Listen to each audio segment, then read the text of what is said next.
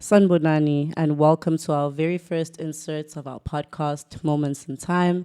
I'm your host, Bianca Tele Flatela Hennessy. Yes, say the whole thing. Like a Tribe Called Quest, you say the whole thing.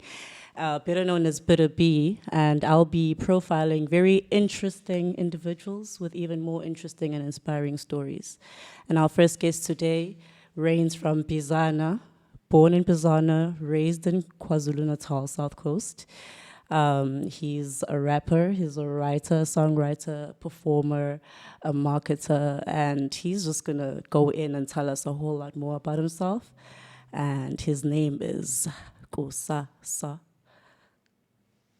Led to, I don't know. Yeah. Okay. Better known as Kus Diverse.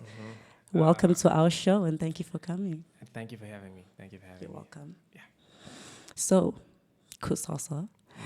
Apparently, you started singing at the age of 7. So I'm very interested in understanding where your love for music really started at that age. What made you tick? What genre did you fall in love with? Just take us through that journey. Well, I might have started earlier than that, but I can recall like around the age of 7 because I come from a home where everybody was within the arts involved at some level. My Yeah. mom being the curator of everything, she used to sing, dance, Kanput's dance, Okay. So whatever, versatility is a everything. family thing, okay? Yeah. So she would gather like all the kids in Lalini and put them all in one place where there'd be like, and then we come from a very huge family, so she could, our family members alone, have enough people to put together the play at church, to put together like choral music, singing about all that drama, and yeah. So I grew up like within that household The where artistic. yeah. So I don't know about genre. It was just merely Sikumbuli kwayara zithi, about all those type of things that were like where it's just like a different type of vibe, you know. It's always a vibe. Dina Sanala. Yeah, but like I grew up on all that, like where they would go to competitions, partaking, and yeah. So from that age, I knew I loved this thing. I didn't really think I'd be doing it. Yeah. That makes As I sense. grew up. Especially if you're growing up in an environment where art is something that's just secondhand nature, it's like breathing. I can imagine that it's a lot easier for you to then venture into it for your own personal passions and whatever you're working towards. I would say maybe not really, but I grew up in a very supportive environment when it comes to, oh, what you want to do. Okay, today you want to do this? That is very Okay, then important, like, yeah. yeah. So I say that because I've got uncles who was very amazing at singing. Yeah, and at one, I think it was around 2010, 2009 or whatever, and he came to my house here in Margate, and he was just so amazed at how far I had gotten with the music thing, and Yeah. I don't even think I've broke the ceiling or even left the ground as yet. You know? But he was so amazed at the fact that we're able to record this. We travel around performing wherever, and he's like, "Yo, if I could have done this when I was younger, so just stay on it." Yeah. So that's why I say like it was great to be in that environment, but reality sometimes hits that there are bills to pay. There's this. That's How are you true. gonna earn? Yeah, all that. That's very true. I find it interesting that you feel that your career isn't really, you haven't reached the pinnacle of your career. I feel that you're slowly rising towards that. And I think that what I'd like to know, like from where we are right now, is with the change from moving between Eastern Cape to KZN, how did that affect your craft? How did it affect your circles? What doors did it open, etc.? Like, take me through that a bit. Sure. Maybe I didn't really notice the back and forth when I was younger, because I grew up in Zimkulu for the most part, like a place called Ric Flair, living with my grand for like a year or two. I don't remember for how many years. Yeah. Then I left and went back to went to Island around '99. At that time, I haven't created, I haven't started recording music.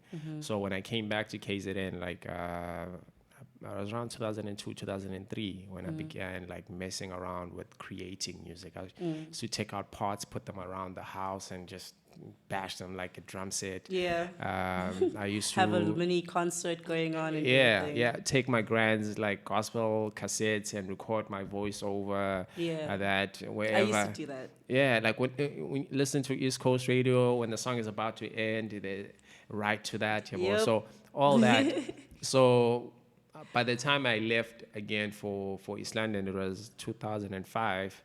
And at that time, I had met like a couple of friends who made music this end, and they were like ahead of me because they were already recorded, they were performing Yeah. and all that. Get started on something. Yeah, so when I got to East London is when I actually got to find my own, like, and just be recording. It was sometimes I couldn't really take out the idea as I saw it in my head. Like, you'd find that I'm listening to it, so I'd write, and there's character within the bar, but I do not know how to project it. Yeah. And like, so all that I had to learn as time went by. Like, it was good that I was in KZN to find the passion to actually create, because that's when they would play like Abozo, Labo Eminem, Abo, all these artists in the bus, and I was just amazed that they're listening to songs with cuss words. Yeah, boy, like I wouldn't listen to this at home. Yeah, boy, that's what fascinated me at first. I'm like, what type of thing is this? Yeah, well, then when I got to East London and I found my sound, I'm like, oh, cool. People like it when I make songs about my girlfriend. Yeah, what type of thing? I'm like, oh.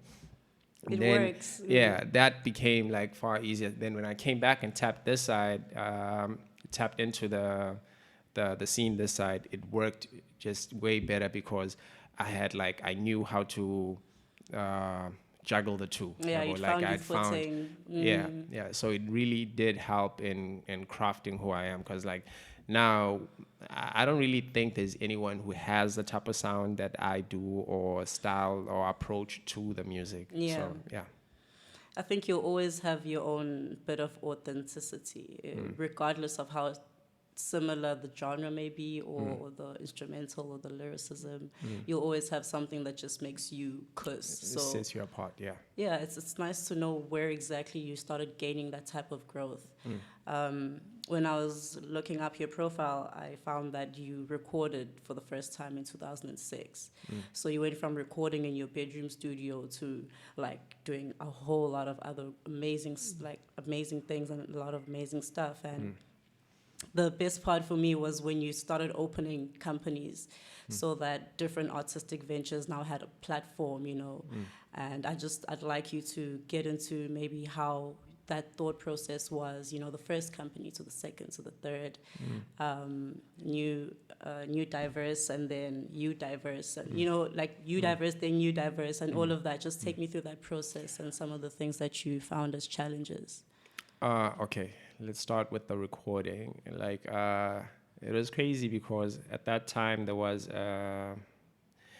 like my father's phone, like a flip phone, Nokia, whatnot.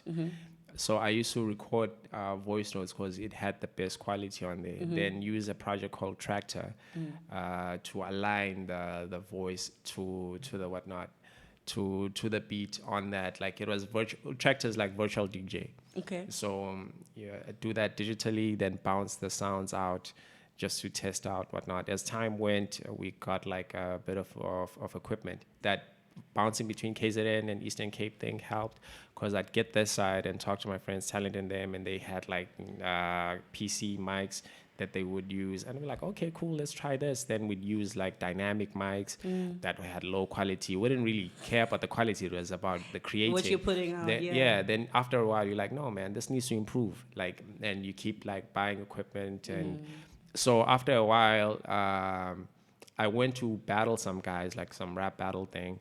Then when I got there, it just the guy was there to battle, didn't want to battle no more, but he had his crewmate, and I was there like with a friend of mine who wasn't a rapper. So I was there alone. So they were like, nah, we're not gonna do a 2-on-1 type of thing. We just ended up like freestyling, listening to songs together, and I ended up joining that crew. So they had like Sam Productions, who was the guy who produced for the crew, obviously. Then they had LPA was the crew, Lyrically Possessed Assassins. Lord. That sounds Well, sick though, like high uh, key. Were they sick? yeah, they were. It was like some dungeon rap type of weird type of thing. And I was like the commercial cat. They used to be like, cause I had a flow. And I'm like, I thought everybody's supposed to What do have a you flow. mean? Isn't that the whole point though? Like, Yeah, but you are whack if you had a flow. There was a weird structure of writing that they had. The bars are dope. I don't get what they were talking about because I'm yeah. like, I know nothing about all these torturing people and whatever. I'm like, I'm just that guy who. Battle rap language. Yeah, it wasn't even battle rap language. It was some deep underground dark thingy. I remember at one point a friend of mine had a song called, oh, because when I got there, the project they were working on was called Unveiling the First Chapter of Demons. I don't know why. Yeah, well, Where are we? well, What is going and on? the craziest thing was these were the nicest people that you could ever meet, but you put on the mic, they become like someone else, and you're like, yo, what is going on here? That demonic flow and the yeah, well, demonic lyricism. yeah. Then like a friend of mine, Raf, like he would hear like all these light songs that I had, and it's like whenever he would play his music for his cousins, everyone would be like, yeah. When he'd play my songs, he'd be like, whoa, who's this? Like then he started messing around with the sound that I was messing with, and yeah, after a while, I joined Same Productions. They had the name U-Diverse Entertainment, but they couldn't explain what it was. Yeah, well, like Raf had given the name. So after a while, we split as a crew. I left because they weren't showing up when we had gigs. They weren't. There was a lack of seriousness where we'd record like T-shirts, try to sell stuff, and somebody would spend the money or eat it up, whatever. Yeah. And after a while, I was like, nah, I'll do better as a solo act. And at that time, I had a good relationship with Sam, the producer. And Sam is like, all right, cool. We're going to focus on you. I was working on a project called Rhymnology 101. Oh, my word. Why do you seem embarrassed by that? It's embarrassing, bro. I don't know what Rhymnology is. Yeah, bro, so It sounded it cool sounded then. cool back then. I was like a kid, like 16, 17. Yeah, bro. So I'm like, all right, cool. We do that. I work on a couple of songs. We never dropped the project. LPA is split. It's just me and Sam. Yeah. Sam and I start like ABC, all about money type of what? All about cash. All about. All about whatever all the about C whatever is. the So C the C can is be. for something. Yeah. So we started that, which was basically like a collective of all our friends coming in, like where we'd freestyle a song, release it same day. Sam would produce and we'd mess around, like, and we ended up putting out like a project where it was based on. We just got to studio, brainstormed, not even brainstormed on the mic, freestyled the song, and took it out the next day. And some we kept and released as a project, which was called Easy as ABC. From there, the following year, Raf saw the growth in quality because we started upgrading, got our first condenser mic, got our first proper mixer. Quality was like improving. And some of the boys that left wanted to come back on, like especially Raf. Raf is like, I Chris, let's like, yo, I see what you're doing, and blah, blah, blah. So it's like, let's start a company and have some of our other friends on here, like because I was about to start a company. It's like, yo, let's partner up and bring back like other a friend who can. So me and Raf ended up officially registering the company U-Diverse Entertainment. We used that name because it was Raf's idea, which never worked. As far as LPA goes. So as U-Diverse, we did like a lot, festivals, touring around coast to coast. Then it did not work out. Like after some time, got a little bit of success and Yeah. caused a fallout because of miscommunications or whatever. Trial and error. It's always starts. So the following year, I think it was 2011 was when we had the whole thing and diminished. So then my other friends, Unati and Talent, were talking about forming a company, which was For the Record. I wasn't like a director on it, but I was involved like as far as the executive decisions and whatnot. So we went from there. For the Record existed, it still exists, up until like 2014, where I needed a company again, and I did New Diverse. So what was supposed to happen, Raf and I were cool again. We had like a little fallout. We were cool again, and we were supposed to bring back U-Diverse. And I needed New Diverse so I can make like certain decisions because there were disagreements, and the way that we move sometimes would clash because I'm the sort of person who thinks out a move, and Raf gets swayed a bit easier. Yeah. That's where most of our, not in a bad way, he can Just get swayed. different Yeah, just processing. yeah. Yeah. So I did U-Diverse, it didn't work out up until, and within there we had the In.TYM concept from like 2011, but at that time it was called a Great Time. We just wanted the TYM Yeah. to be a part of it, so we tried. Talented young minds. Yeah. That's the TYM. Yeah, So at that time it was young talented minds. young men, but men for mankind, and a lot of women would have that same Yeah, I mean, my exact, face yeah. was.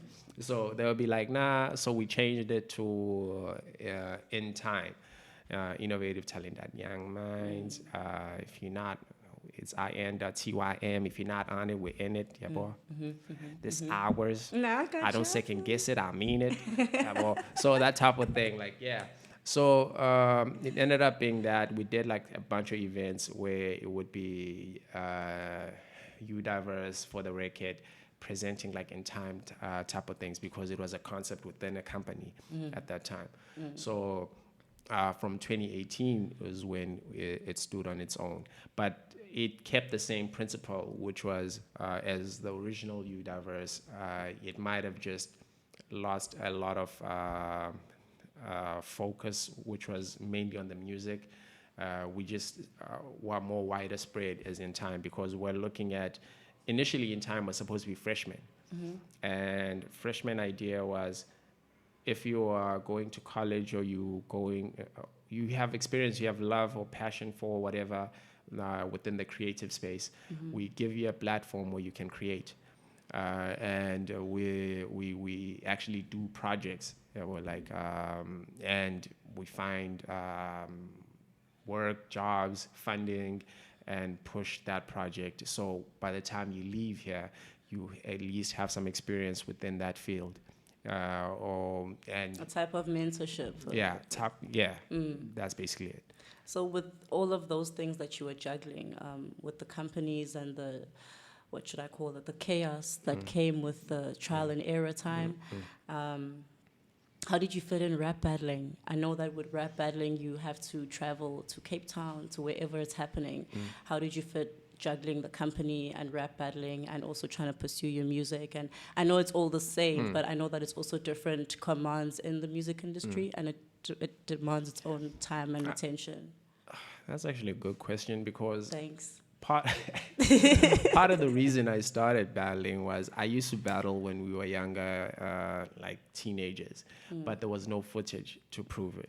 And at that time, we had gotten stagnant with releasing music, like 2014. I think I was back in campus, so I didn't have the time. I was always busy, always tired, traveling, because there was a point I used to travel from here to Durban every day and come back. Like, that's crazy. so now it got to a point where I was like, no, man, let me keep my name out there and also showcase the skills, because there was a popping scene, like a battle league called Scrambles for Money, which had like some of the most amazing battle rappers at that time. Yeah, I know. I have people that I was standing over because the lyricism was on par. I had to watch some of your videos because I'm like, if I'm going to be profiling you, I want to know that I'm talking to somebody who knows what they're doing.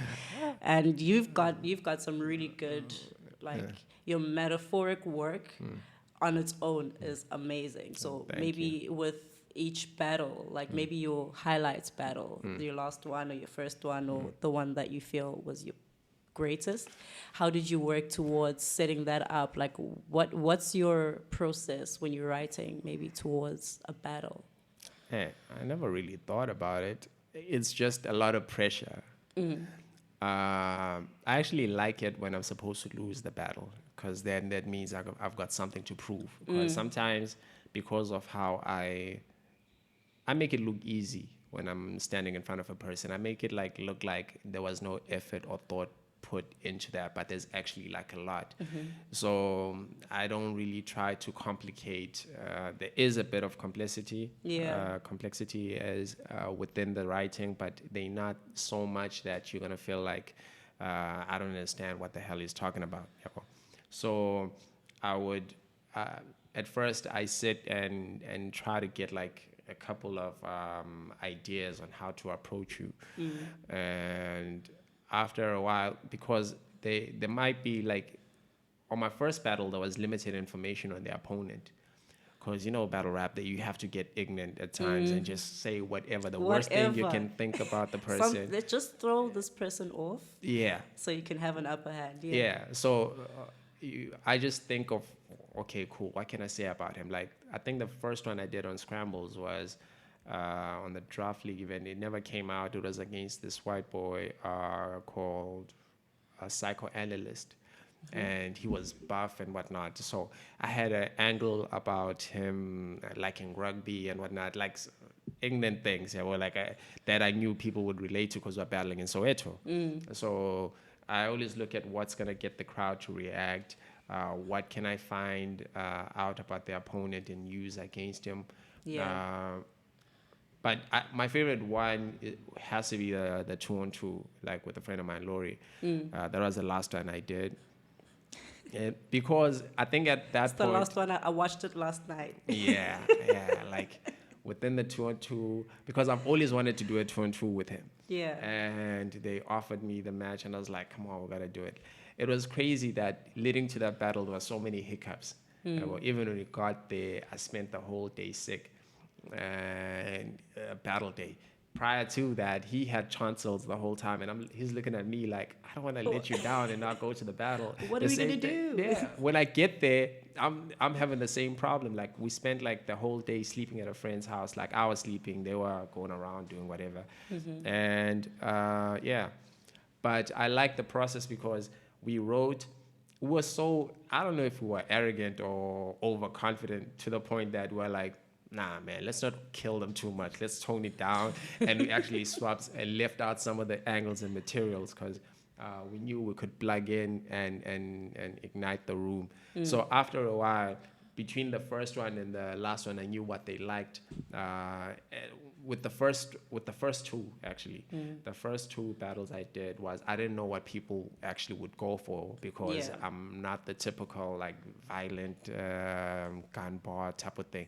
I might have like some slick I'll kill you type of thing, but it has to be believable because it's me. Like I'm Yeah. not, Your demeanor has to go with your words and your lyrics as well. You're not really gonna see. You're not really gonna believe it if I say I'm gonna come and shoot you type of thing. But if I say like some crazy thing that has to do with hurting you, if it's believable enough, or like I don't know. The crowd will buy it. You Yeah. get your reaction. You get Yeah. your points. You might even win the round. Yeah. At least I know where to start now when I have to battle rap you in the future, because that's probably gonna happen. Yeah. You'd have to get like a lot of personals just to throw me off. It's fine. I think I've got a lot of sources, and I think I'll be good. Thanks though for your advices. I really appreciate Well, it. okay. Okay. But man, you've got so many accolades. There's a lot of things you've done. You've been busy for 15 years. Do you realize that? I didn't realize it was that long. 15. Bro, you're making me like I old. counted. No, I did my didn't- homework. Like I Damn. counted the years that 15 you've been years? busy. It's been 15 to date. Sheesh. 15 years. And with all these accolades, I'm sure aspiring entertainment moguls also want to know, what fills your cup when you're running on empty? What's your take? What inspires you? Like, just take us through when you're having a bad day, when you wake up and you say, actually, I don't know how I'm going to create or how I'm going to continue my creation process. What do you do? Like, what processes and steps do you take? Yeah, okay. I have no idea, yes. For the most part, okay, I gave an example like earlier. I was doing like a little something prior to this project starting. And I would wake up so tired and go to sleep tired every day. Now that we commenced with this, I wake up tired and I go to sleep tired, but it's a different sort of tired because I'm working to something that ignites me. I can still be like tired when I get home and be like, oh, okay, we haven't finished this off. Let me take care of this. Then I wake up in the morning and I do something like about that. So when I'm working on things that like light me up, I don't really feel the load as much, so it's always like work. I forgot who I was talking to, but we're talking about I might be enjoying the journey more than the destination because we keep shifting the goalpost. That's how you keep going in life. Like whenever once upon a time, I used to dream about just recording a song. Yeah. That was the biggest thing I could do. When I recorded a song, I got excited for that day. Then I was like, what's next? Then like I did the next thing. I was like, yo, let me get on the biggest league in Africa and battle. We did that, and I'm like, that's done. What's next? It was like, so every time I reach like the milestone, I'm like, let me move and find another thing. Let me see what I can do to sort of like ignite the fire. I do like various things. Yeah. You found the pot of gold because you know exactly what type of nutrients, fruits, water, juice your inner child needs, and you feed that. And as long as you're feeding your inner child, you'll always be on the right track. Yeah, that's actually amazing that you should put it like that. Okay, maybe not amazing, but it's actually cool. I mean, amazing is the right word, but Because like you know what they say about like that whole a creative is a child that never grew up, that type yes. of thing. And I was actually thinking about it the other day that there was, I think when I was in grade 5, I had one rhyme, like I had one rap, I'd rap, and people are amazed. It was sort of like dissing someone about like, but in a fine What way. grade was this? I'm sorry. Grade 5. And whenever I'd be like, I'm about to leave and school, a bunch of kids would surround the car and be like, no, he must rhyme before he Yeah, leaves. And my that's your parents ticket home. yeah, my parents would be like, no, get out and rhyme for them. And they didn't even understand what I was doing. So after a while, yeah, but like that little thing, I grew up and I'm still doing that. Yeah, but like I might not be where I want to be, but I'm getting there because it's steps that I'm taking that light me up, like where I'm fulfilled. For the most part, I'm fulfilled. Yeah. They always say, find what you love and let it kill you. So even how you were saying, after a long day, you still find time and energy to, oh, I haven't finished this. Let me try to do that. It's because you're doing something that you love and that you're passionate about. Yeah. So that's your advice, I'm guessing. Do what you love. Let it kill you. Find what you love and let it. Hey man, I'm not sure about dying, but I'm not sure about getting killed. You keep it. Hey, I was like, let me keep quiet, but you keep on like insisting, let it kill you. No. No, Okay. not But- like that. Not like that. Okay. But what's that thing like? Let's say when you do what you love, you don't feel like you've ever worked a day in your Yeah, life. you'll never work a Yeah, day in well, your life. so that's where I'm trying to go with this, like, because my favorite thing is sort of like, yo, Bianca is amazing when she's hosting and she's talking.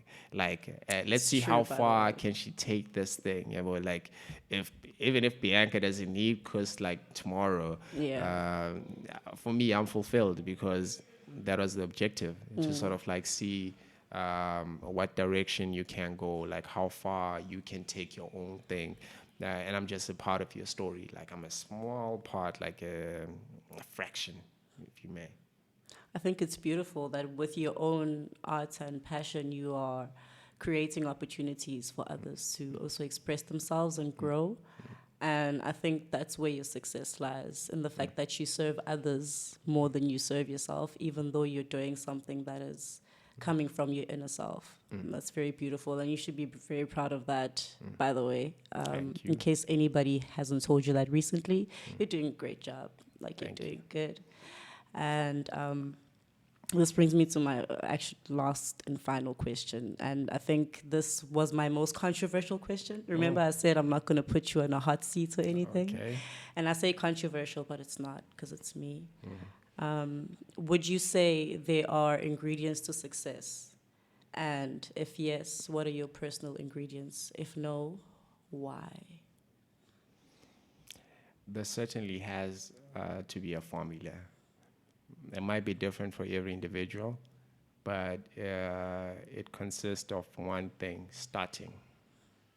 You just got to do something. You cannot Yeah. really just sit there and expect to be successful at nothing, at something without doing nothing. That's true. So I feel like that's the main ingredient, starting to do whatever you want to succeed in. Then like the more you nurture it and whatnot, you learn like every day. Like I know that we just starting here too, and we there are certain things that we haven't figured out will get better, but you will see the difference between the first episode and the 10th episode. Because there's a start. Yeah. Yeah. So because you learn as you go, and that's how I feel about that. Like, yeah. Very well answered. I think you knew I was going to ask you that, I but didn't. we'll just pretend like you didn't. Thank you so much for coming and for joining us today. This has been really fun. My first ever show. I think you guys will agree that I did a great job. Shout out, hi mom. Please follow Kus on all his socials. You can find him at Kus Diverse, that at KUSS Diverse. If you don't know how to spell diverse, hit me up on DM. You can find me on @bira_BIE on Instagram. I am no longer on Facebook because I am cultured. But thank you, Kus, for No, I'm playing, guys. I love y'all. Thank you for coming today. Thank you so It's a much pleasure. for joining us. We have had the time of our lives, and this has been the first episode of Moments in Time. Once again, I'm your host, Bianca Bina Bitter B, or Bianca Tele Flatela Hennessy. Remember to say the whole thing. So I And hit 'em we'll with the join you Hennessy. next time because we're going to be on that tip. It's a Friday. What are you doing today? It's Friday. I'm going home. I mean, me too, but we could have made it sound Oh, okay. more No, interesting. man. Okay, maybe we can bloop this part. What are you doing today? It's Friday, what are you I doing? don't know what people do on Fridays. Isn't it like any other day? We tried, guys. We tried to make My him sound bad. cooler than he is, but it's just, we'll try next time. Yeah. We'll try in a year, and then we'll come back and we'll maybe have a Watch shot here or something. I don't know. You'll decide. You'll see. Yeah. But thanks for joining us, and enjoy the rest of your day. Peace.